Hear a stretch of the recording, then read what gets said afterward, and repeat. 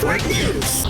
Ang sunog ang nangyari sa residential area ng Purok Bagong Buhay, Barangay Cota, Lucena City. Ayon sa Bureau of Fire Protection Lucena, naapektuhan nito ang 3 kabahayan na kinasangkutan ng 3 pamilya at 8 individual na naapektuhan ng sunog.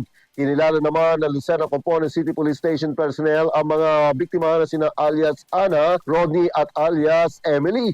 Tinatayang nasa 300 square meters ang sukat ng lugar na kinatatayuan ng mga kabahayan at nasa 150,000 umano ang halaga ng nasunog na ari-arian. Wala namang naiulat na namatay o nasugatan sa pangyayari. Nadamay umano ang isang motorsiklo ng mga biktima.